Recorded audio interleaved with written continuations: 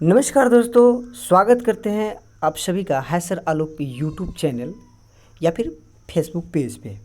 यदि अभी तक आपने चैनल को सब्सक्राइब और पेज को फॉलो नहीं किया है तो अभी अभी कर लीजिए।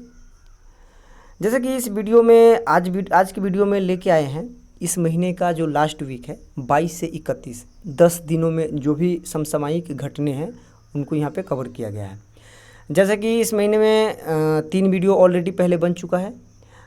एक था आपका 1 से 7 जुलाई, दूसरा आपका था 15 से 21 और तीसरा वीडियो था 8 से 14 जुलाई का। जो भी करंट अफेयर्स के जो भी महत्वपूर्ण क्वेश्चन है उसको इसमें ऐड किया गया था। तो ये है चूँकि आज का ये इस वीक का चौथा ये वीडियो है जो 22 से 31 जुलाई तक के जो भी महत्वपूर्ण क्वेश्चन है सभी UPSC, BPSC, SSC, CGL, CHSL, bank, railways all competitive exams में ये बहुत ही महत्वपूर्ण क्वेश्चन है।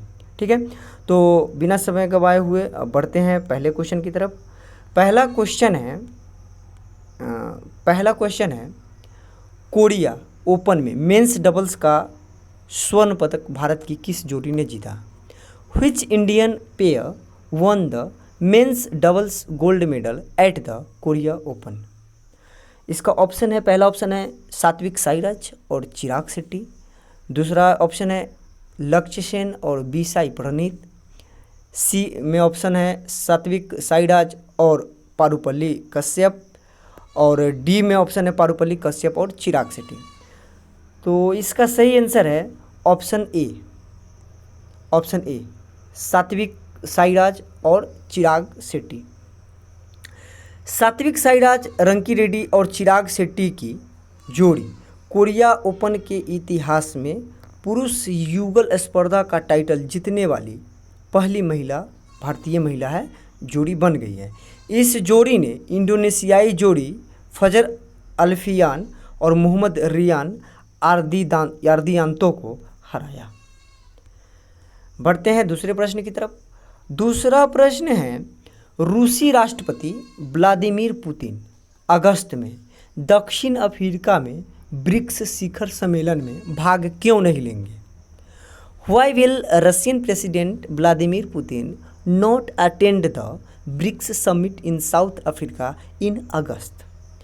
ऑप्शन है वह आईसीसी द्वारा जारी युद्ध अपराधों के आरोप का सामना कर रहे हैं, वह विदेश मंत्री के कर्तव्यों में व्यस्त है, दक्षिण अफ्रीका ने उन्हें देश में प्रवेश देने से इनकार कर दिया है, और चौथा ऑप्शन है डी में वह शिखर सम्मेलन के एजेंडे से असहमत है।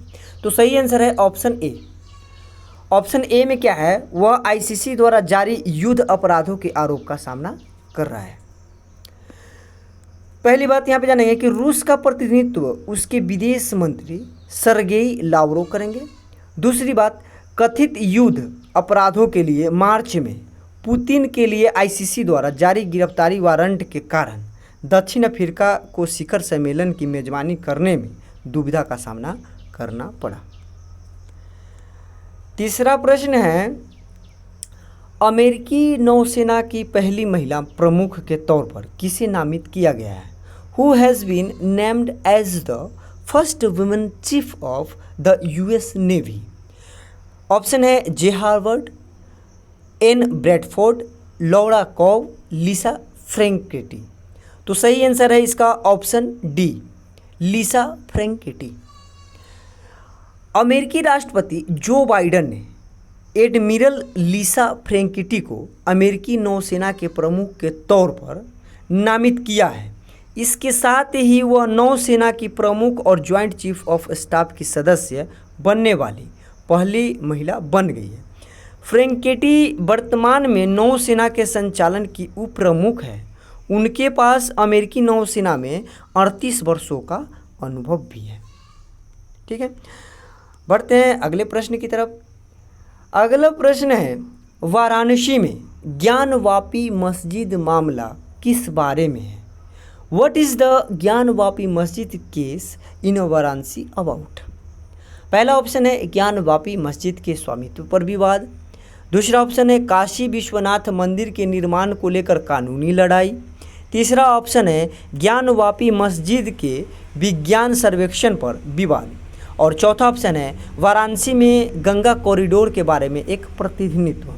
तो इसका सही आंसर है ऑप्शन ए, ज्ञानवापी मस्जिद के स्वामित्व पर विवाद। भारत के उत्तर प्रदेश के वाराणसी में ज्ञानवापी मस्जिद मामला उस भूमि के स्वामित्व से संबंधित कानूनी विवाद के इर्द गिर्द घूमता है जहां मस्जिद स्थित है। इसकी शुरुआत 1991 में हुई जब स्थानीय पुजारियों ने ज्ञानवापी मस्जिद परिसर में पूजा की अनुमति पाने के लिए वाराणसी सिविल कोर्ट में मुकदमा दायर किया। बढ़ते हैं अगले प्रश्न की तरफ। यदि अभी तक आपने है सिर आलोक यूट्यूब चैनल या फिर फेसबुक पेज सब्सक्राइब और फॉलो नहीं किया है तो कर लीजिए, ठीक है। तो अगला क्वेश्चन है, भारत में दूसरे सबसे लंबे समय तक सीएम पद पर रहने वाले मुख्यमंत्री कौन बन गए हैं? Who has become the second longest serving chief minister in India? Nitish Kumar, Yogi Adityanath, Mamata Banerjee, Naveen Patnaik. तो इसका सही आंसर है ऑप्शन डी, नवीन पटनायक। ओडिशा के मुख्यमंत्री नवीन पटनायक देश में दूसरे सबसे लंबे समय तक सीएम पद पर रहने वाले मुख्यमंत्री बन गए हैं। उन्होंने इस मामले में पश्चिम बंगाल के पूर्व मुख्यमंत्री ज्योति बसु को पीछे छोड़ दिया है। नवीन पटनायक 23 साल और 138 दिनों से उड़ीसा के मुख्यमंत्री के पद पर है। भारत में सबसे लंबे समय तक मुख्यमंत्री रहने का रिकॉर्ड सिक्किम के पूर्व मुख्यमंत्री पवन कुमार चामलिंग के नाम दर्ज है। बढ़ते हैं अगले क्वेश्चन की तरफ। अगला क्वेश्चन है, सीआईएसएफ के सुरक्षा घेरे के तहत 66 नागरिक हवाई अड्डों के लिए सुरक्षा चुनौतियों का समाधान करने के लिए केंद्रीय गृह मंत्री अमित शाह ने 22 जुलाई 2023 को किस केंद्रीकृत सुविधा का उद्घाटन किया? Which centralized facility was inaugurated by Union Home Minister Amit Shah on July 22, 2023 to address the security challenges for the 66 civil airports under the CISF security cover? पहला ऑप्शन है केंद्रीय सुरक्षा निगरानी केंद्र CSMC। दूसरा ऑप्शन है हवाई यातायात नियंत्रण केंद्र ATCC। तीसरा ऑप्शन है विमानन सुरक्षा नियंत्रण केंद्र ASCC। चौथा ऑप्शन है डी में सुरक्षा संचालन कमांड सेंटर SOCC। तो इसका सही आंसर है ऑप्शन सी, विमानन सुरक्षा नियंत्रण केंद्र ASCC, विमानन सुरक्षा केंद्र नियंत्रण ASCC। केंद्रीय गृह मंत्री अमित शाह ने 22 जुलाई 2023 को नई दिल्ली के महिपालपुर परिसर में केंद्रीय औद्योगिक सुरक्षा बल CISF के विमानन सुरक्षा नियंत्रण ACC का उद्घाटन किया है, ठीक है। बढ़ते हैं अगले प्रश्न की तरफ। अगला प्रश्न है, भारत ने कॉर्वेट INS कृपान किस देश को सौंप दिया है? Indian has handed over the corvette INC Kirpan to which country? तो इसको ऑप्शन है, पहला ऑप्शन है श्रीलंका, दूसरा ऑप्शन है इंडोनेशिया, तीसरा मालदीव, चौथा वियतनाम। तो सही आंसर है ऑप्शन डी, वियतनाम। भारत ने हाल ही में भारतीय नौसेना के जहाज कॉर्वेट INS कृपान को वियतनाम पीपुल्स नेवी BPN को सौंप दिया है। INS कृपान 32 वर्षों तक भारतीय नौसेना में अपनी सेवाएं दी थी, जिसे अब सेवा मुक्त कर दिया गया है। भारत ने वियतनाम को रक्षा तकनीकी क्षमताओं के निर्माण में भी मदद कर रहा है, जिसके लिए $5 मिलियन का अनुदान भी दिया है। वियतनाम एक दक्षिण पूर्व एशियाई देश है, इसकी राजधानी हनोई है। अगला क्वेश्चन है, AOSU में कोरिया ओपन 2023 बैडमिंटन पुरुष युगल का खिताब किसने जीता? Who won the Korea open 2023 badminton men's doubles title in Yeosu. Option है फजर अल्फियान और मोहम्मद रियान अर्दिएंटो। दूसरा ऑप्शन है लियांग बेई किंग और वांगचांग। तीसरा ऑप्शन है सात्विक साईराज रंकी रेड्डी और चिराग शेट्टी।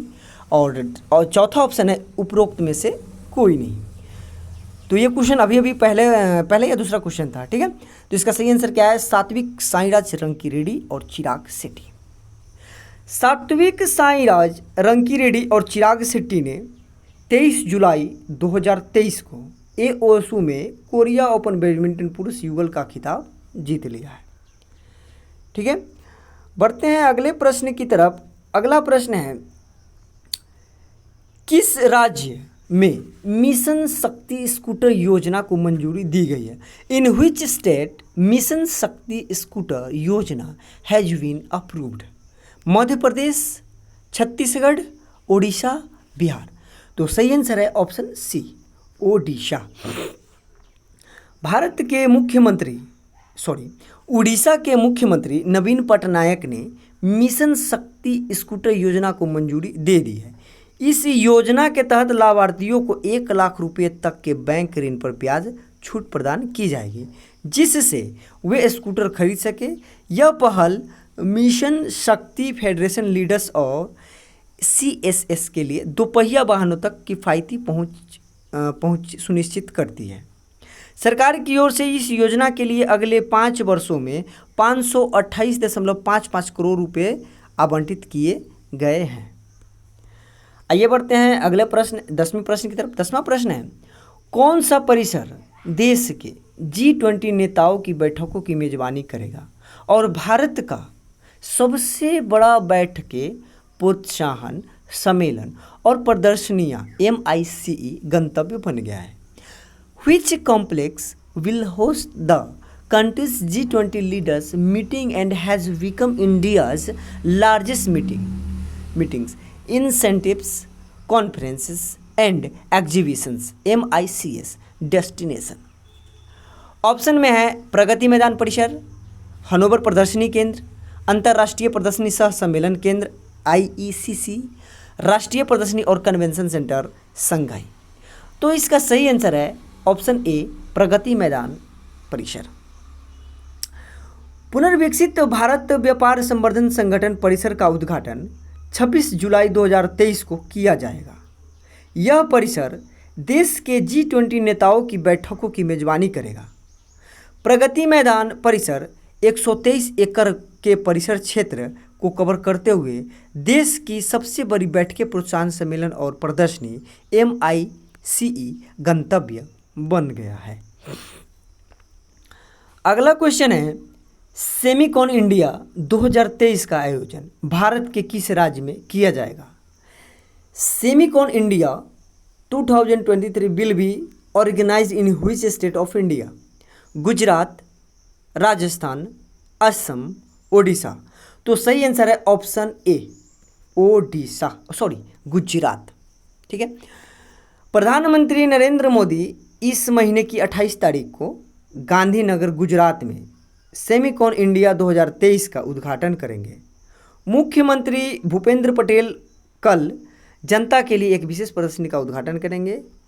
इस प्रदर्शनी में सेमीकंडक्टर्स की निर्माण प्रक्रिया और इस क्षेत्र में हुई प्रगति के बारे में जानकारी दी जाएगी। यह प्रदर्शनी इस महीने की 30 तारीख तक खुली रहेगी, ठीक है। ये पिछले महीने की बात है, जुलाई की, ठीक है। बढ़ते हैं हम अगले प्रश्न की तरफ। अगला प्रश्न है, स्पेन में हाल ही में हुए राष्ट्रीय चुनावों में कौन सी पार्टी विजेता बनकर उभरी? Which party emerged as the winner in the recently held national election in Spain? Socialist party, सुदूर दक्षिणपंथी वोक्स पार्टी, पॉपुलर पार्टी और कंजर्वेटिव पार्टी। तो सही आंसर है पॉपुलर पार्टी। रूढ़िवादी पॉपुलर पार्टी PP ने 23 जुलाई 2023 को स्पेन में राष्ट्रीय चुनाव जीता, लेकिन उसी समाजवादी प्रधानमंत्री पेड्रो साजेंस को पद से हटाने के लिए वांछित महत्वपूर्ण जीत हासिल नहीं हुई। 13वां क्वेश्चन है, तीसरे G20 disaster risk reduction working group की बैठक का आयोजन कहाँ किया जा रहा है? Where is the third G20 disaster risk reduction working group meeting being held? Chennai, Jaipur, Varanasi, Patna. तो सही आंसर है ऑप्शन ए, चेन्नई। भारत की अध्यक्षता में तीसरे G20 disaster risk reduction working group की बैठक का आयोजन चेन्नई में किया जा रहा है। डिजास्टर रिस्क रिडक्शन आपदा जोखिम न्यूनीकरण के लिए संयुक्त राष्ट्र महासचिव की विशेष प्रतिनिधि सुश्री मम्मी मिजुटोरी ने इस बैठक को संबोधित किया। संयुक्त राष्ट्र की विशेष प्रतिनिधि ने जलवायु संकट, राष्ट्रीय वित्तीय योजना पर भी चर्चा की। 14वें प्रश्न की तरफ बढ़ते हैं। 14वां प्रश्न है, वित्तीय वर्ष 2022-23 के लिए कर्मचारी भविष्य निधि योजना के अंतर्गत जमा राशि पर स्वीकृत ब्याज दर क्या है? What is the approved interest rate on deposit under Employees Provident Fund same for the financial year 2022 and 2023? Option है 8.10%, 8.15%, 8.20%, 8.05%। तो सही आंसर है इसका ऑप्शन बी। ऑप्शन बी में है 8.15%। सरकार ने वित्तीय वर्ष 2022-23 के लिए कर्मचारी भविष्य निधि EPF योजना के तहत जमा पर 8.15% की ब्याज दर को मंजूरी दे दी है। पिछले साल ब्याज दर 8.10% ही था। ठीक है, बढ़ते हैं अगले प्रश्न की तरफ। अगला प्रश्न है, अंतर्राष्ट्रीय क्रिकेट में सबसे ज़्यादा विकेट लेने वाले दूसरे भारतीय गेंदबाज कौन बने हैं? Who has become the second Indian bowler to take the most wicket international cricket? Option में है रविंद्र जडेजा, भुवनेश्वर कुमार, रविचंद्रन अश्विन, जसप्रीत बुमराह। तो सही आंसर है ऑप्शन सी। ऑप्शन सी में क्या है? रविचंद्रन अश्विन। भारत के अनुभवी स्पिनर रविचंद्रन अश्विन अंतर्राष्ट्रीय क्रिकेट में सबसे ज़्यादा विकेट लेने वाले दूसरे भारतीय गेंदबाज बन गए हैं। त्रिनाद टेस्ट में वेस्ट इंडीज की दूसरी पारी में दूसरा विकेट लेते ही अश्विन के 712 अंतर्राष्ट्रीय विकेट हो गए हैं। उन्होंने इस मामले में पूर्व भारतीय गेंदबाज हरभजन सिंह को पीछे छोड़ा है। अंतर्राष्ट्रीय क्रिकेट में हरभजन सिंह के नाम 711 विकेट है। इसमें एशिया 11 की ओर से लिए गए 4 विकेट भी शामिल हैं। भारतीय खिलाड़ियों में अब वह विकेट के मामले में सिर्फ अनिल कुंबले 953 विकेट से पीछे है। अगला क्वेश्चन है, ट्विटर द्वारा अपनी ब्रांडिंग में हाल ही में क्या बदलाव किया गया है? What is the recent change made by Twitter in its branding? इसका नाम बदलकर एक्स कॉर्प कर दिया गया। ऑप्शन बी में है इसके नीले पक्षी लोगों को एक्स में बदल दिया गया। सी में एक नया सोशल मीडिया प्लेटफॉर्म पेश किया गया और चौथा में एक प्रतिस्पर्धा कंपनी का अधिग्रहण किया। तो इसका सही आंसर है ऑप्शन बी, इसके नीले पक्षी लोगों को एक्स में बदल दिया गया है। व्यापक रिब्रांडिंग प्रयास के हिस्से के रूप में ट्विटर ने 24 जुलाई 2023 को एक नया लोगो लॉन्च किया है, जिसमें प्रतिष्ठित नीले पक्षी को एक्स के साथ बदल दिया गया है। अब बढ़ते हैं अगले क्वेश्चन की तरफ। अगला प्रश्न है, पीएम मोदी गुजरात के पहले ग्रीनफील्ड हवाई अड्डे का उद्घाटन कहाँ करेंगे? Where will PM Modi inaugurated Gujarat first greenfield airport? Surat, Ahmedabad, Gandhinagar, Hirasar. तो सही आंसर है ऑप्शन डी, हिरासर। प्रधानमंत्री नरेंद्र मोदी 27 जुलाई को राजकोट के पास हिरासर में गुजरात के पहले ग्रीनफील्ड हवाई अड्डे का उद्घाटन किया। 1405 करोड़ की लागत से 1500 एकड़ क्षेत्र में बने इस हवाई अड्डे का नाम बदलकर राजकोट अंतर्राष्ट्रीय हवाई अड्डा कर दिया गया है। हिरासर में ग्रीनफील्ड हवाई अड्डा सौराष्ट्र क्षेत्र की वाणिज्यिक राजधानी राजकोट शहर से 30 किलोमीटर दूर है। यह 14 विमानों को इसमें 14 विमानों को पार्क किया जा सकता है। तो ये जो हिरासर में उद्घाटन जो नरेंद्र मोदी द्वारा किया गया वो कब किया गया?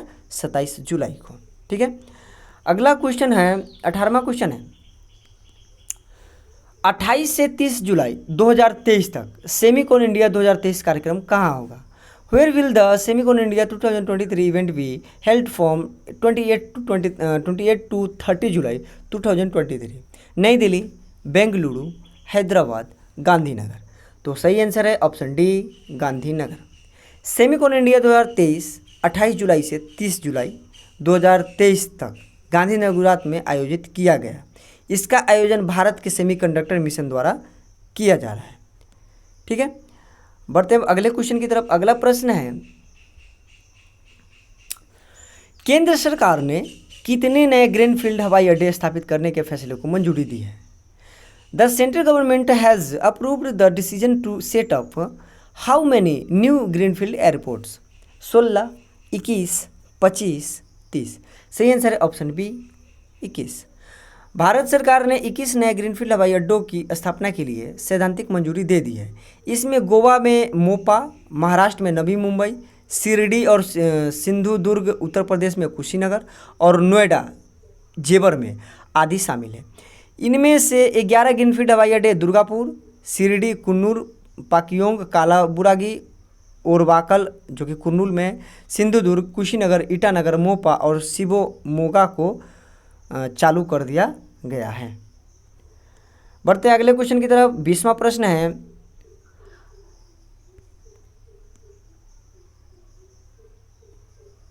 अगला प्रश्न है, लाइफ टाइम अचीवमेंट के लिए राष्ट्रीय भूविज्ञान पुरस्कार 2022 किसे प्राप्त हुआ है? Who receive the national geoscience award 2022 for lifetime achievement? Doctor Om Narayan Bhargav, doctor Amey Kumar Shyamal, राष्ट्रपति द्रौपदी मुर्मू, बनारस हिंदू विश्वविद्यालय। तो सही आंसर है ऑप्शन ए, डॉक्टर ओम नारायण भार्गव। राष्ट्रपति द्रौपदी मुर्मू ने 24 जुलाई को नई दिल्ली में भूविज्ञान में उपलब्धियों के लिए व्यक्तियों और टीमों को सम्मानित करते हुए राष्ट्रीय भूविज्ञान पुरस्कार 2022 प्रदान किया। बढ़ते हैं अगले प्रश्न की तरफ। अगला प्रश्न है, 21वां क्वेश्चन है, world youth deaf badminton championship में किस भारतीय ने गोल्ड मेडल जीता? Which Indian has won the gold medal in the world youth deaf badminton championship? Shreyanshi, Gauranshi, Gunja Kumari, Rekha Verma. तो सही आंसर है ऑप्शन बी, गौरांशी। राजस्थान की रहने वाली गौरांशी ने ब्राज़ील में आयोजित world youth deaf badminton championship के टीम इवेंट में स्वर्ण पदक जीता है। इससे पहले उन्होंने 2021 में डेफलिम्पियाड में गौरांशी ने स्वर्ण पदक जीता था। ब्राज़ील में चल रही deaf and Dove badminton world championship Japan को 3-1 से हराकर गोल्ड मेडल पर कब्जा किया। 22वां प्रश्न है, किस रेलवे स्टेशन को विरासत बहाली और आधुनिकीकरण प्रयासों के लिए यूनेस्को एशिया प्रशांत मेरिट पुरस्कार प्राप्त हुआ है? Which railway station received the UNESCO Asia Pacific merit award for heritage restoration and modernisation efforts? Byculla railway station, Mumbai central railway station, Howrah junction railway station, Chennai railway station. सही आंसर है option A, Byculla railway station. Byculla railway station जो 169 वर्ष पुराना है। बाईकुला railway station सांस्कृतिक विरासत बहाली और संरक्षण के लिए यूनेस्को एशिया प्रशांत मेरिट पुरस्कार मिला। यह रेलवे स्टेशन मुंबई उपनगरीय रेलवे की सेंट्रल लाइन पर स्थित है। बढ़ते हैं अगले प्रश्न की तरफ। अगला प्रश्न है, किस केंद्रीय मंत्री ने रियल टाइम निगरानी के लिए विमानन सुरक्षा नियंत्रण प्रणाली का उद्घाटन किया? Which union minister inaugurated the aviation security control system for real time monitoring? Option A में है राजनाथ सिंह, अमित शाह, पीयूष गोयल, स्मृति ईरानी। सही आंसर है ऑप्शन बी, अमित शाह। केंद्रीय गृह मंत्री अमित शाह ने दिल्ली के महिपालपुर में केंद्रीय औद्योगिक सुरक्षा बल परिसर में नव विकसित विमानन सुरक्षा नियंत्रण केंद्र ASCC का उद्घाटन किया है। CISF ने सभी 66 हवाई अड्डों के सुरक्षा संचालन नियंत्रण केंद्रों को एकीकृत करते हुए एक केंद्रीकृत विमानन सुरक्षा नियंत्रण केंद्र स्थापित किया है। यह अपनी तरह की पहली विमानन नियंत्रण प्रणाली है जिसका उद्देश्य वास्तविक समय के आधार पर सुरक्षा कार्यों को निगरानी करना है। ये भी क्वेश्चन दूसरी बार आया हुआ था। अगला प्रश्न है, अंतर्राष्ट्रीय मुद्रा कोष IMF इंटरनेशनल मॉनेटरी फंड की नवीनतम रिपोर्ट के अनुसार चालू वित्त वर्ष 2023-24 में भारत के लिए अनुमानित सकल घरेलू उत्पाद GDP वृद्धि दर क्या है? What is the project gross domestic product GDP growth rate of Indian in current financial year 2023-2024 as per the latest report by the International Monetary Fund IMF? Option है 5.9%, 6.1%, 6.3%, 6.5%। तो सही आंसर है ऑप्शन बी 6.1%। अंतर्राष्ट्रीय मुद्रा कोष IMF ने 25 जुलाई 2023 को जारी अपनी नवीनतम विश्व आर्थिक आउटलुक रिपोर्ट में चालू वित्त वर्ष के लिए भारत के विकास पूर्वानुमान को बढ़ावा दिया है, जिसमें सकल घरेलू उत्पाद GDP में 6.1% की वृद्धि का अनुमान लगाया गया है। यह अप्रैल में जारी विश्व आर्थिक आउटलुक में 5.9% के पिछले अनुमान एक संशोधन है।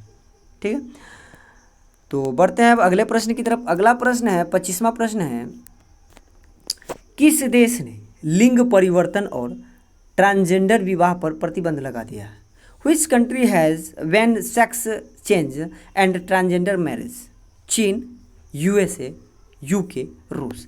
सही आंसर है रूस।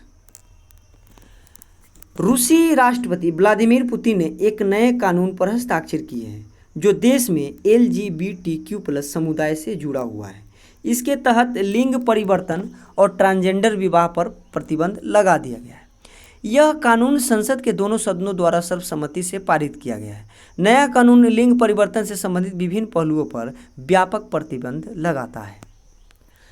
बढ़ते हैं अब अगले प्रश्न की तरफ। अगला क्वेश्चन है 26वां प्रश्न है, किस ऑपरेशन को हर साल 26 जुलाई को कारगिल विजय दिवस के रूप में मनाया जाता है?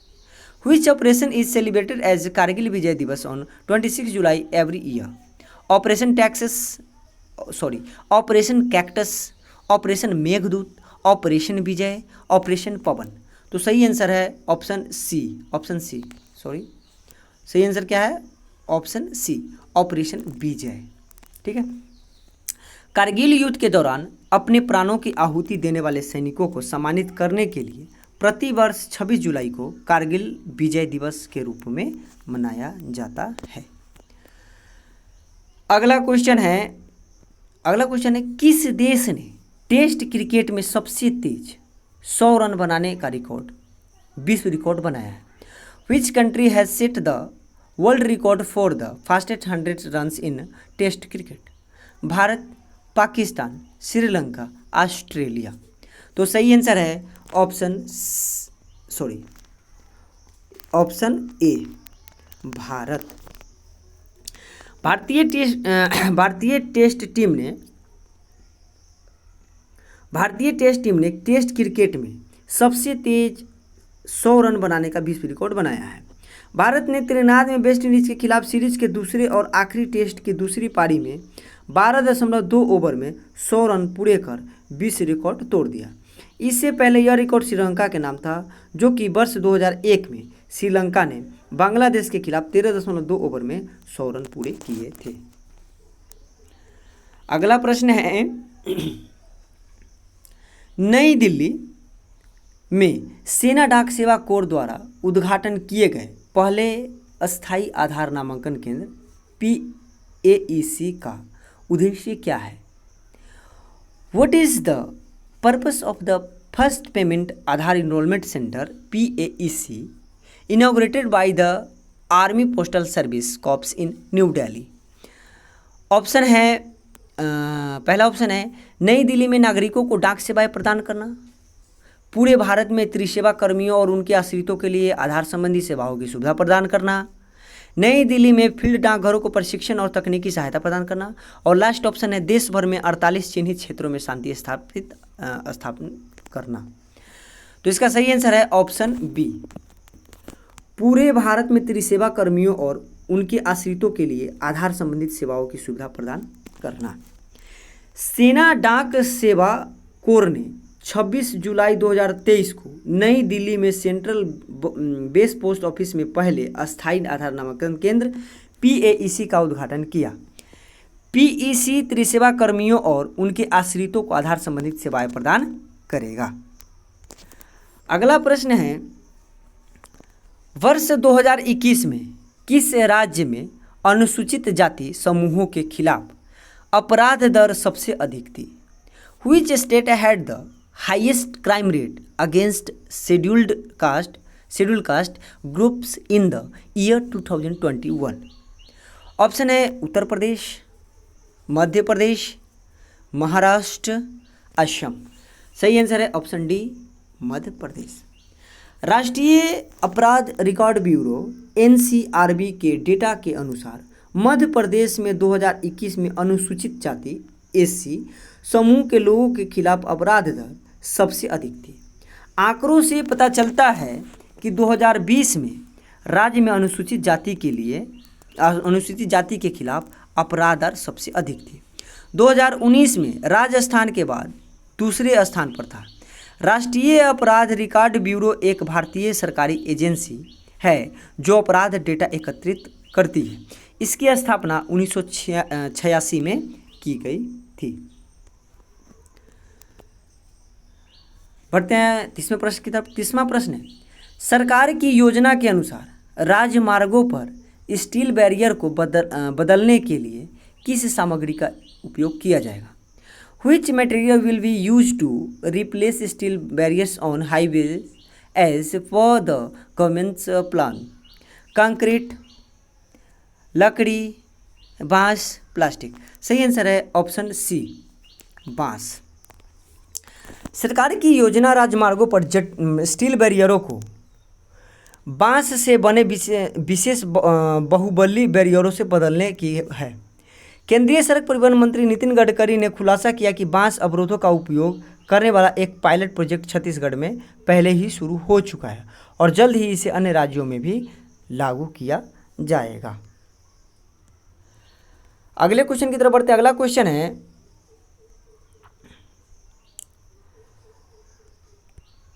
अगला क्वेश्चन है बॉम्बे हाई कोर्ट के मुख्य न्यायाधीश के रूप में किसे नियुक्त किया गया है? Who has been appointed as the Chief Justice of Bombay High Court? Dheeraj Singh Thakur, Devendra Kumar Upadhyay, Vinay Kumar Singh, Satish Chandra Rawat. सही answer option B, Devendra Kumar Upadhyay. Justice Devendra Kumar Upadhyay को बॉम्बे हाई कोर्ट के मुख्य न्यायाधीश नियुक्त किया गया है। वही जस्टिस धीरज सिंह ठाकुर को आंध्र प्रदेश हाई कोर्ट के मुख्य न्यायाधीश के रूप में नियुक्त किया गया है। कॉलेजियम सिस्टम ने इलाहाबाद उच्च न्यायालय के न्यायमूर्ति देवेंद्र उपाध्याय को बॉम्बे हाई कोर्ट के मुख्य न्यायाधीश के रूप में नियुक्त करने की सिफारिश की थी। बढ़ते हैं अगले प्रश्न की तरफ। अगला क्वेश्चन है, कंबोडिया के प्रधानमंत्री हुन सेन ने अपने इस्तीफे की घोषणा की है और अगस्त की शुरुआत में सत्ता किसे सौंपेंगे? Cambodia's Prime Minister Hun Sen has announced his resignation and will hand over power in early August. उनके भाई फ्यूनाशा, उनका सबसे बड़ा बेटा हुन मैनेट, कंबोडियन सम्राट डेन बोना और ऑप्शन डी में है विपक्षी दल के नेता होमी ताना। तो इसका सही आंसर है ऑप्शन बी, उनका सबसे बड़ा बेटा हुन मैनेट। दुनिया के सबसे लंबे समय तक सेवा करने वाले नेताओं में से एक कंबोडिया के प्रधानमंत्री हुन सेन ने अपने इस्तीफे की घोषणा की है और 10 अगस्त 2023 को अपने बेटे हुन मानेट को सत्ता सौंप देंगे। अगला क्वेश्चन है, ISSF जूनियर शूटिंग विश्व चैंपियनशिप के 50 मीटर पिस्टल इवेंट में किसने गोल्ड मेडल जीता? Who won the gold medal in the 50 metre pistol event of the ISSF junior shooting world championship? Kamaljeet, Saurabh Chaudhary, Rituraj Singh, Vijay Kumar. तो सही आंसर है ऑप्शन ए, कमलजीत। ठीक है। ISSF junior shooting best championship के पुरुषों के व्यक्तिगत 50 मीटर ई पिस्टल इवेंट में भारत के कमलजीत ने गोल्ड मेडल जीता। जूनियर शूटिंग विश्व चैंपियनशिप 2023 का आयोजन कोरिया के चांगवोन शूटिंग रेंज में किया गया। भारत के इस इवेंट में 6 स्वर्ण, 6 रजत, 5 पदक सहित 17 पदक जीते। टूर्नामेंट में भारत के 90 निशानबाजों ने भाग लिया था। ठीक है, बढ़ते अगले प्रश्न की तरफ। 34वां प्रश्न है, उस योजना का क्या नाम है जो ब्रिटेन के लिए स्नातक स्तर की योग्यता वाले 18 से 30 वर्ष के बीच के युवा भारतीयों को कार्य वीज़ा प्रदान करती है। What is the name of the same that provides work visas to young Indians between the ages of 18 and 30 with a graduation level qualification for the UK India Graduate Exchange Program, UK India Young Professional Scheme, Bharat UK अध्ययन और कार्य पहल, युवा गतिशीलता कार्यक्रम भारत संस्करण। सही answer है option B, UK India Young Professional Scheme। British सरकार ने UK India young professional scheme के तहत दूसरा मतपत्र लॉन्च किया है, जिसमें यूके वीज़ा के लिए स्नातक स्तर की योग्यता वाले 18 से 30 वर्ष की आयु के भारतीयों को लक्षित किया गया है। ठीक है, बढ़ते हैं अगले प्रश्न की तरफ। अगला क्वेश्चन है, हेली समिट 2023 और RCS उड़ान 5.2 का उद्घाटन किस राज्य में किया गया? In which state was the Heli Summit 2023 and RCS उड़ान 5.2 inaugurated? हिमाचल प्रदेश, अरुणाचल प्रदेश, उत्तर प्रदेश, मध्य प्रदेश। तो सही आंसर है ऑप्शन डी, मध्य प्रदेश। केंद्रीय नागरिक उड्डयन मंत्री ज्योतिरादित्य एम सिंधिया ने मध्य प्रदेश के खजुराहो में हेली समिट 2023 का उद्घाटन किया। साथ ही उन्होंने उड़ान 5.2 और हेली सेवा ऐप को भी लॉन्च किया। 5वें हेलीकॉप्टर एवं लघु विज्ञान शिखर सम्मेलन हेली समिट 2023 का आयोजन उड्डयन मंत्रालय द्वारा मध्य प्रदेश सरकार, पवन हंस लिमिटेड और पिकी के सहयोग से किया गया। अगला क्वेश्चन है, ISSF जूनियर शूटिंग विश्व चैंपियनशिप 2023 में कौन सा देश पदक तालिका में दूसरे स्थान पर रहा? In the ISSF junior shooting world championships 2023 which country finished second in the medal tally? दक्षिण कोरिया, भारत, संयुक्त राज्य अमेरिका, चीन। सही आंसर है ऑप्शन बी, भारत। भारत ने 14 से 25 जुलाई 2023 तक दक्षिण कोरिया के चांगवोन में आयोजित ISSF जूनियर शूटिंग विश्व चैंपियन 2023 में पदक तालिका में दूसरा स्थान हासिल किया है। 37वां क्वेश्चन है, भारत में किस प्रतिवर्ष कारगिल विजय दिवस भारत में प्रतिवर्ष कारगिल दिवस, ये भी दूसरी बार आया है इसमें। भारत में प्रतिवर्ष कारगिल विजय दिवस कब मनाया जाता है? When is कारगिल विजय दिवस celebrated every year in India? 23 जुलाई, 24 जुलाई, 25 जुलाई, 26 जुलाई। सही आंसर क्या है? 26 जुलाई। भारत में प्रतिवर्ष 26 जुलाई को कारगिल युद्ध में देश की जीत की याद में कारगिल विजय दिवस मनाया जाता है। इसके तहत देश में विभिन्न कार्यक्रमों का आयोजन किया जाता है। वर्ष 1999 में इसी तारीख को कारगिल युद्ध आधिकारिक तौर पर संपन्न हुआ। इस वर्ष 24वें कारगिल विजय दिवस का आयोजन किया जा रहा है। अगला क्वेश्चन है, 27 जुलाई 2023 को किस संगठन ने अपना 50वां स्थापना दिवस मनाया? Which organisation celebrated its 85th foundation day on 27 July 2023? भारतीय सेना, CRPF केंद्रीय रिजर्व पुलिस बल, BSF सीमा सुरक्षा बल, IAF भारतीय वायुसेना। तो सही आंसर है ऑप्शन बी, CRPF केंद्रीय रिजर्व पुलिस बल। केंद्रीय रिजर्व पुलिस बल 27 जुलाई 2023 को अपना 85वां स्थापना दिवस मनाया। अगला क्वेश्चन है, 8वीं Bharat Australia defence policy talk का आयोजन कहाँ किया गया? Where was the 8th Indian Australia defence policy talk held? Nai Delhi, Sydney, Canberra, Chennai. सही आंसर है ऑप्शन सी, कैनबरा। भारत और ऑस्ट्रेलिया के बीच 8वीं डिफेंस पॉलिसी टॉक रक्षा नीति वार्ता का आयोजन ऑस्ट्रेलिया की राजधानी कैनबरा में आयोजित की गई। इसकी सह अध्यक्षता रक्षा मंत्रालय में विशेष सचिव निवेदिता शुक्ला वर्मा और ऑस्ट्रेलिया के रक्षा विभाग में कार्यवाहक उप सचिव स्टीवन मूर ने की। भारत ऑस्ट्रेलिया जून 2020 से एक व्यापक रणनीतिक साझेदारी साझा कर रहे हैं। अगला क्वेश्चन है, एशियन यूथ एवं जूनियर वेट लिफ्टिंग चैंपियनशिप 2023 किस शहर में आयोजित की जा रही है?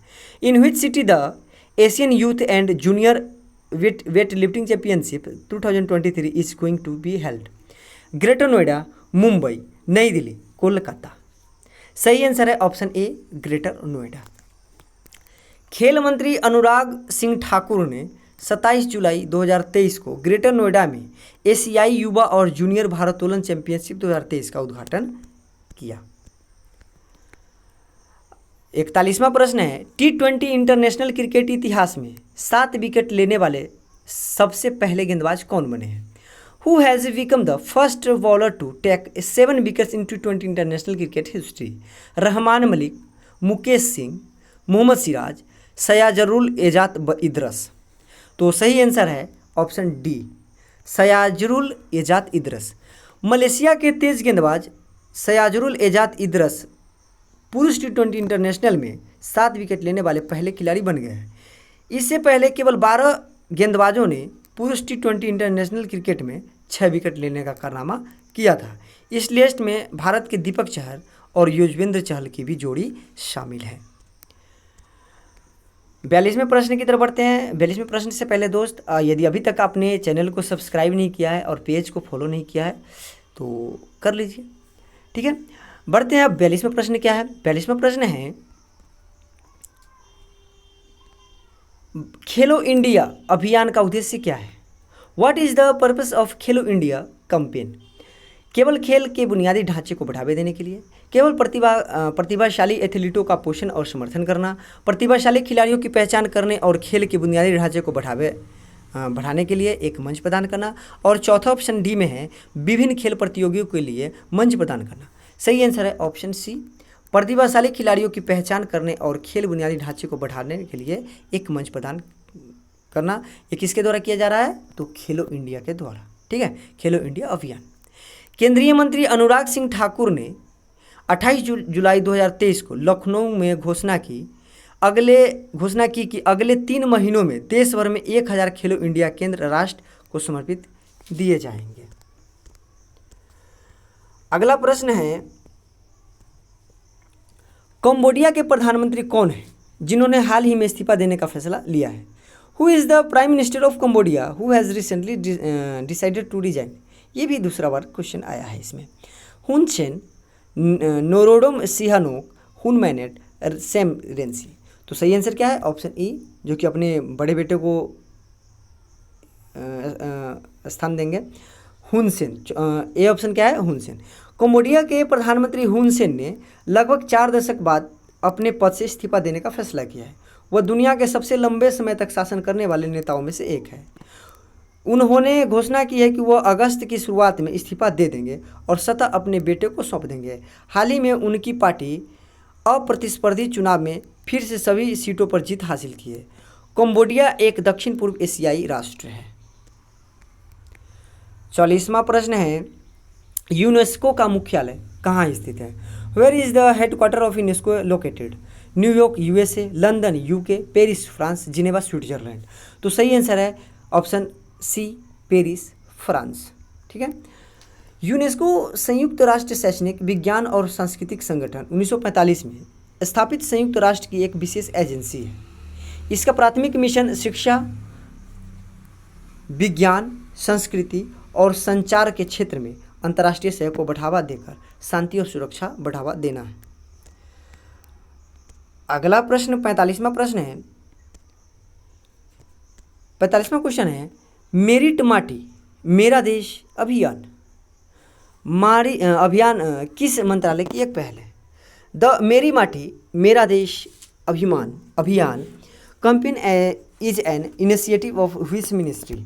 पंचायती राज मंत्रालय, ग्रामीण विकास मंत्रालय, खान मंत्रालय, स्वास्थ्य एवं परिवहन कल्याण मंत्रालय। तो इसका सही आंसर है ऑप्शन बी, ग्रामीण विकास मंत्रालय। मेरी माटी मेरा देश अभियान ग्रामीण विकास मंत्रालय की एक पहल है। यह अभियान 9 से 15 अगस्त के दौरान पूरे देश में चलाया जाएगा। पूरे देश के लगभग 7500 ब्लॉकों से चयनित युवा दिल्ली के कर्तव्य पथ पर इस कार्यक्रम के लिए एकत्रित होंगे। आज़ादी का अमृत महोत्सव के समापन के लिए इस अभियान को शुरू किया गया। आज़ादी का अमृत महोत्सव 12 जुलाई 2021 को शुरू किया गया था। अगला क्वेश्चन है, पीएम श्री योजना छात्रों को डैश बनने के लिए प्रोत्साहित करने पर केंद्रित है। PM Shri focus on encouraging student to become dash धनी उद्यमी, व्यस्त उत्पादक और योगदान देने वाले नागरिक, सरकारी कर्मचारी, सशक्त बलों के सदस्य। तो सही आंसर है ऑप्शन बी, व्यस्त उत्पादक और योगदान देने वाले नागरिक। प्रधानमंत्री नरेंद्र मोदी ने 29 जुलाई 2023 को दिल्ली के प्रगति मैदान भारत मंडप में अखिल भारतीय शिक्षा समागम का उद्घाटन किया। 47वां प्रश्न है, इंडिया एआई ने उभरती प्रौद्योगिकियों के बढ़ावा देने के लिए किसके साथ एक समझौता ज्ञापन पर हस्ताक्षर किए हैं? With whom has India AI sign an MOU to promote emerging technologies? Space X, Google, Meta, Microsoft. तो सही आंसर है option C, Meta. India artificial intelligence India AI ने देश में उभरती प्रौद्योगिकियों के में प्रगति को बढ़ावा देने के लिए मेटा के साथ एक समझौता ज्ञापन पर हस्ताक्षर किए हैं। इसका उद्देश्य आर्टिफिशियल इंटेलिजेंस और उभरती प्रौद्योगिकियों के क्षेत्र में इंडिया एआई और मेटा के बीच सहयोग स्थापित करना है। साथ ही मेटा के ओपन सोर्स एआई मॉडल को हवाई एआई इकोसिस्टम के लिए तैयार भी किया जाएगा। ठीक है, तो क्या था, इंडिया एआई ने किसको दिया है? मेटा। आपको पता है कि मेटा जो कि फेसबुक और व्हाट्सएप का भी ये मालिक है। ठीक है, और नया जो थ्रेड्स आया, थ्रेड्स भी मेटा के द्वारा ही संचालित किया जाता है। ठीक है, 48वां क्वेश्चन है, आई फ्लू या कंजक्टिवाइटिस क्या है? व्हाट इज आई फ्लू और कंजक्टिवाइटिस? रेटिना की सूजन है, कॉर्निया की सूजन, कंजक्टिवा की सूजन, परितारिका की सूजन। तो सही आंसर है ऑप्शन सी, कंजक्टिवा की सूजन। आई फ्लू, जिसे कंजक्टिवाइटिस भी कहा जाता है, दिल्ली एनसीआर समेत देश के कुछ हिस्सों में बढ़ता हुआ देखा गया है। हालांकि घबराने की कोई ज़रूरत नहीं है, क्योंकि मामले स्वतः सीमित है और इन्हें प्रभावी ढंग से प्रबंधित किया जा सकता है। ठीक है, 49वां प्रश्न है, आर्मी पोस्टल सर्विस ने पहले अस्थायी आधार नामांकन केंद्र का उद्घाटन किस शहर में किया? In which city did the army postal service inaugurated the first permanent Aadhaar enrolment centre? ये भी प्रश्न दूसरा बार आया हुआ है। ठीक है, इसका सही आंसर क्या है? ऑप्शन ए, नई दिल्ली। सेना डाक सेवा core army postal service corps ने नई दिल्ली में सेंट्रल बेस पोस्ट ऑफिस में सबसे अस्थायी आधार नामांकन के परमानेंट आधार एनरोलमेंट सेंटर का उद्घाटन किया है। इसके तहत देश भर में 48 चिन्हित स्थानों पर फील्ड डाकघरों के माध्यम से तीनों सेनाओं के कर्मियों और उनके आश्रितों के लिए आधार संबंधी सेवाओं की सुविधा प्रदान की जाएगी। ठीक है, 50वां प्रश्न की तरफ बढ़ते हैं। 50वां प्रश्न है, 29 जुलाई 2023 को वैश्विक बाघ दिवस पर पर्यावरण, वन और जलवायु परिवर्तन राज्य मंत्री द्वारा जारी रिपोर्ट के अनुसार भारत में बाघों की अनुमानित आबादी कितनी है? What is the estimated population of tigers in India as per the report released by the minister of state for environment, forest and climate change on global tiger day on 29 July 2023? Option में है 2500, 3167, 3682 और 3925। सही answer है option D, 3925। Bharat में बाघों की आबादी 6.1% वर्ष की वार्षिक वृद्धि के दर के साथ 3925 होने की अनुमान है। यह रिपोर्ट 29 जुलाई 2023 को वैश्विक बाघ दिवस पर पर्यावरण, वन और जलवायु परिवर्तन राज्य मंत्री अश्विनी कुमार द्वारा जारी की गई थी। 51वें प्रश्न में है, जर्मनी में हॉकी टूर्नामेंट के लिए जूनियर भारतीय हॉकी टीम का कप्तान किसे नियुक्त किया गया है? Who has been appointed as the captain of the junior Indian hockey team for the hockey tournament in Germany? अभिषेक सिन्हा, जलज सक्सेना, उत्तम सिंह, बॉबी सिंह धामी। सही आंसर है ऑप्शन सी, उत्तम सिंह। जर्मनी के डसेलडॉर्फ में आगामी 4 देशों के टूर्नामेंट में जूनियर हॉकी टीम, भारतीय हॉकी टीम की कमान फॉरवर्ड खिलाड़ी उत्तम सिंह को दी गई है। वहीं बॉबी सिंह धामी को टीम का उप कप्तान बनाया गया है। 18 से 22 अगस्त तक होने वाले इस टूर्नामेंट में भारत, इंग्लैंड, स्पेन और जर्मनी टूर्नामेंट में भारत, इंग्लैंड, स्पेन और मेजबान जर्मनी के खिलाफ खेलेगा। हॉकी इंडिया ने 20 सदस्यीय टीम की घोषणा कर दी है। 52वें प्रश्न क्या है? स्वतंत्रता दिवस 2023 से पहले मेरी माटी मेरा देश अभियान का उद्देश्य क्या है? What is the objective of मेरी माटी मेरा देश कैंपेन बिफोर इंडिपेंडेंस डे 2023? स्वतंत्रता दिवस मनाने के लिए शहीद पुरुषों और महिलाओं का सम्मान करना, अमृत महोत्सव समारोह का आयोजित करना, राष्ट्रीय युद्ध स्मारक का निर्माण करना। सही आंसर है ऑप्शन बी, शहीद पुरुषों और महिलाओं का सम्मान करने के लिए ये कैंपेन चलाया गया है, मेरी माटी मेरा देश। ठीक है। प्रधानमंत्री नरेंद्र मोदी ने स्वतंत्रता दिवस 2023 से पहले मेरी माटी मेरा देश अभियान शुरू करने की घोषणा की। इस अभियान का उद्देश्य देश के शहीद पुरुषों और महिलाओं का सम्मान करना है। यह अभियान चल रहे अमृत महोत्सव समारोह के बीच आयोजित किया जाएगा। 53वें क्वेश्चन है,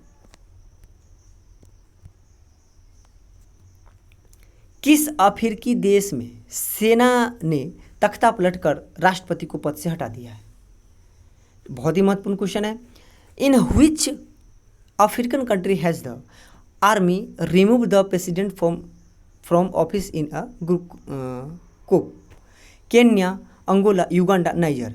सही आंसर है ऑप्शन डी, नाइजर। पश्चिम अफ्रीका देश के नाइजर के राष्ट्रीय टेलीविजन पर सैनिकों के एक समूह ने कहा कि राष्ट्रपति मोहम्मद बजूम को सत्ता से हटा दिया गया है। तख्ता पलट के बाद देश की सीमाएं बंद कर दी गई है। कर्नल अमद्रमाने ने कहा कि देशव्यापी कर्फ्यू घोषित कर दिया गया है। क्षेत्रीय और वैश्विक नेताओं ने बजौम की रिहाई का आह्वान किया है। 54वां क्वेश्चन है, एशियन पेंट्स ने कंपनी के नए अध्यक्ष के रूप में किसे नियुक्त किया गया है? Asian Paints has appointed whom as the new chairman of the company? Ravi Ranjan Singh, RSI, Mahesh Agarwal, Ajay Sinha. सही आंसर है ऑप्शन बी, अगर RSI। एशियन पेमेंट्स के नए अध्यक्ष के रूप में RSI को नियुक्त किया गया है। एशियन पेंट्स के बोर्ड ने कंपनी के अध्यक्ष के रूप में शेषाई की नियुक्ति को 1 अक्टूबर 2023 से मंजूरी दे दी है। वह 22 जनवरी 2027 तक इस पद पर बने रहेंगे।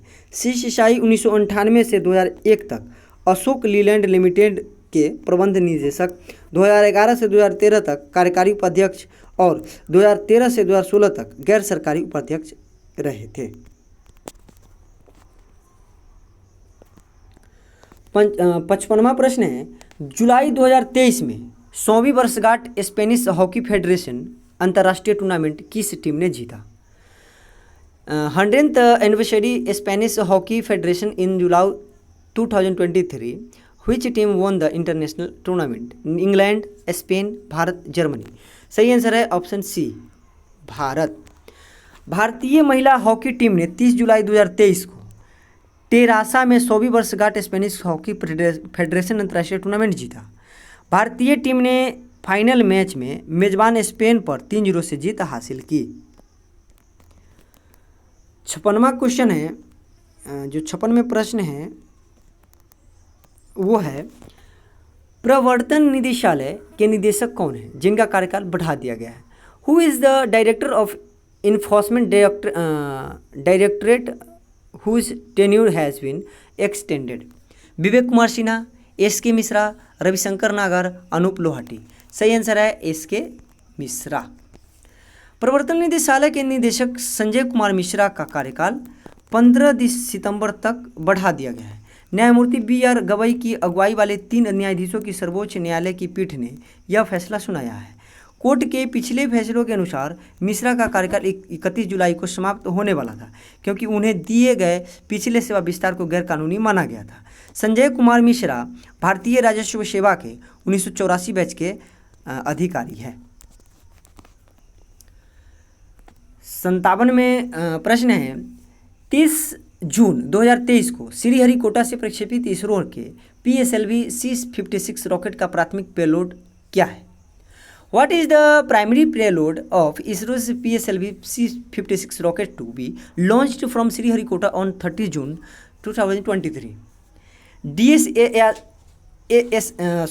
ऑप्शन है, पहला ऑप्शन है DSSAR उपग्रह, वेलॉक्स AM माइक्रो सैटेलाइट, सी में आर्किड माइक्रो सैटेलाइट, डी में ST इंजीनियरिंग पेलोड। तो सही आंसर है ऑप्शन ए DSSR उपग्रह।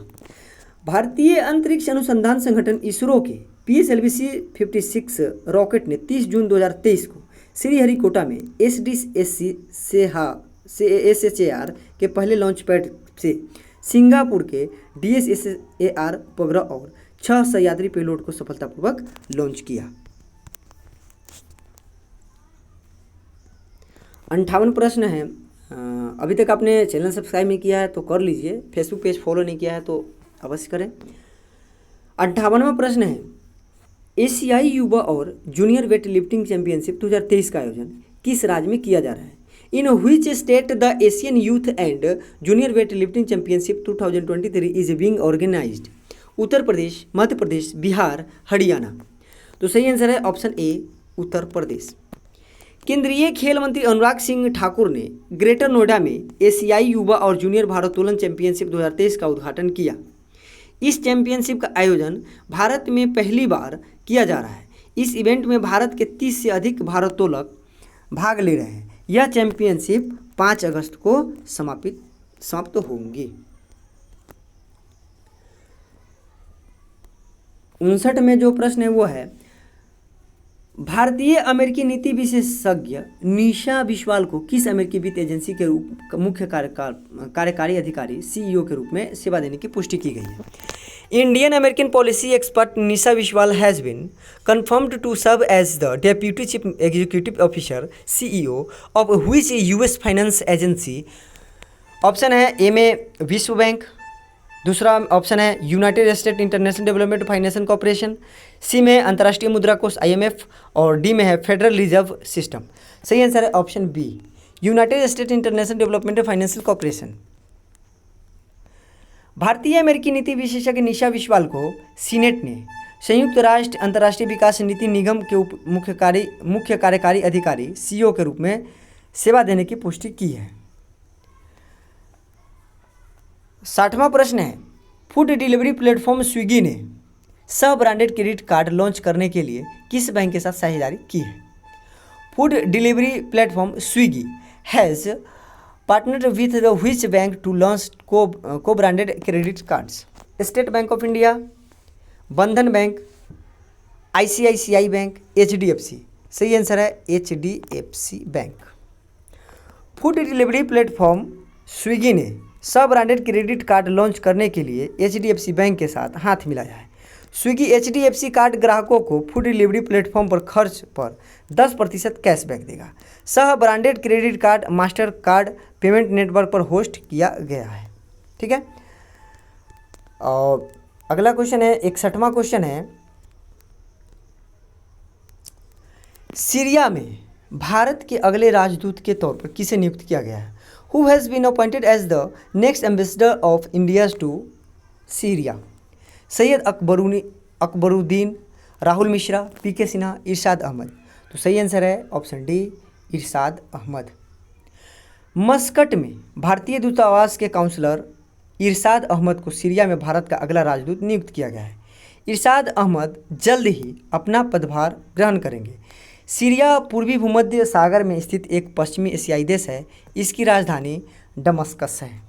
ठीक है, बढ़ते हैं अब अगले प्रश्न की तरफ। अगला प्रश्न है 62वां में प्रश्न है, विश्व हेपेटाइटिस दिवस प्रतिवर्ष कब मनाया जाता है? When is world hepatitis day observe annually? 27 जुलाई, 28 जुलाई, 29 जुलाई, 30 जुलाई। सही आंसर है ऑप्शन बी 28 जुलाई। विश्व हेपेटाइटिस दिवस हर साल 28 जुलाई को मनाया जाता है, जिसमें वायरल हेपेटाइटिस के बारे में जागरूकता बढ़ाने का प्रयास किया जाता है। इस वर्ष का theme one life one liver है। यह 28 जुलाई को इसीलिए मनाया जाता है क्योंकि इस दिन हेपेटाइटिस बी वायरस की खोज करने वाले नोबेल पुरस्कार विजेता वैज्ञानिक डॉक्टर बारुक बिलम्बर का जन्मदिन है। ठीक है, तो इसका जो 28 जुलाई को जो विश्व हेपेटाइटिस दिवस मनाया जाता है, तो इसकी किस लिए क्यों मनाया जाता है? तो डॉक्टर बारुक बिलम्बर जो कि इसके खोज किया था उसका जन्मदिन है। और इस साल का जो थीम है वो वन लाइफ वन लीवर है। ठीक है, अगला क्वेश्चन है, केरल स्टार्टअप मिशन ने फिनटेक स्टार्टअप को बढ़ावा देने के लिए किसके साथ समझौता किया है? Kerala startup mission has tied up with Voom to promote fintech startups? NITI Aayog, Meta, IFSCA, Google. तो इसका सही आंसर है option C IFSCA। Kerala startup mission ने फिनटेक स्टार्टअप को बढ़ावा देने के लिए अंतर्राष्ट्रीय वित्तीय सेवा केंद्र प्राधिकरण IFSCA के साथ समझौता पर हस्ताक्षर किए हैं। यह समझौता अगले 3 वर्षों के लिए हुआ है, जिसके तहत उभरती फिनटेक और टेकफिन फर्मों को मजबूत किया जाएगा। अगले प्रश्न की तरफ बढ़ते हैं। अगला प्रश्न है, दुनिया के सबसे बड़े म्यूजियम युगे युगिन भारत का निर्माण किस शहर में किया जाएगा? In which city will the world's largest museum Yuge Yugin Bharat be built? नई दिल्ली, जयपुर, मुंबई, लखनऊ। सही आंसर है ऑप्शन ए नई दिल्ली। PM मोदी ने दिल्ली में दुनिया के सबसे बड़े म्यूजियम युगे युगिन भारत के निर्माण की घोषणा की है। इस म्यूजियम में अलग अलग थीम पर आधारित 8 ब्लॉक होंगे। इस म्यूजियम में भारत के 5000 साल के इतिहास को दर्शाया जाएगा। यह म्यूजियम 1.17 लाख वर्ग मीटर में तैयार किया जाएगा। अगला क्वेश्चन है, भारत की G20 अध्यक्षता के तहत थिंक 20 शिखर सम्मेलन का आयोजन किस शहर में किया जा रहा है? In which city is the think 20 summit being organised under the G20 championship of India? Lucknow, Jaipur, Mysore, Ahmedabad. सही आंसर है option C Mysore. Observer research foundation ORF Bharat के G20 प्रेसिडेंसीज के तहत थिंक शिखर सम्मेलन का आयोजन मैसूर में किया जा रहा है। इस बैठक में प्रासंगिक नीतिगत मुद्दों पर विचार विमर्श किया जा रहा है। 3 दिवसीय सम्मेलन में दुनिया भर के 7 थिंक 20 टास्क फोर्स के प्रतिष्ठित सदस्य भाग ले रहे हैं। गौरतलब है कि भारत इस वर्ष G20 समूह की अध्यक्षता कर रहा है। 66वें प्रश्न में है, भारतीय राष्ट्रीय सहकारी उपभोक्ता महासंघ ने किस ई-कॉमर्स स्टार्टअप के साथ समझौता किया है? National cooperative consumer federation of India has tied up with which e-commerce startups? A में है ब्लिंकिट, बी में है मैजिक पिन, सी में फ्लिपकार्ट और इसको फ्लिपकार्ट सीख है, डी में है अमेजन। तो इसका सही आंसर है ऑप्शन बी मैजिक पिन। ठीक है, hyper local e commerce startup magicpin ने हाल ही में भारतीय राष्ट्रीय सहकारी उपभोक्ता महासंघ NCCF के साथ एक समझौता किया है। इसके तहत सरकार समर्थित ONDC पर पंजीकृत की चुनिंदा ऑनलाइन प्लेटफॉर्मों के माध्यम से 70 रुपये प्रति किलोग्राम पर टमाटर बेचना शुरू किया है। NCF की स्थापना 16 अक्टूबर 1965 को की गई थी। NCF भारत सरकार के उपभोक्ता मामले, खाद्य और सार्वजनिक वितरण मंत्रालय के तहत कार्य करता है। 67वें प्रश्न की तरफ बढ़ते हैं। 67वां प्रश्न है, वर्ल्ड सिटीज कल्चर फोरम का हिस्सा बनने वाला पहला भारतीय शहर कौन सा है? Which is the first Indian city to be a part of the world cities culture forum? पहला ऑप्शन है कोलकाता, दूसरा मुंबई, तीसरा बेंगलुरु, चौथा है चेन्नई। ठीक है, सही आंसर है option C Bengaluru. Bengaluru world cities culture forum WCCF का हिस्सा बनने वाला पहला भारतीय शहर बन गया है। इसके साथ ही Bengaluru, New York, London, Paris, Tokyo और दुबई जैसे शहरों की लीग में शामिल हो गया है। इस फोरम में वर्तमान में 6 महाद्वीपों में फैले 40 शहर शामिल है। इसकी स्थापना 2012 में लंदन के deputy mayor for culture and the creative industries justice Siemens OBE द्वारा की गई थी। 68वां क्वेश्चन है, भारत में बाघों का आबादी की वार्षिक अनुमानित वृद्धि दर कितनी है? What is the estimated annual growth rate of tiger population in India?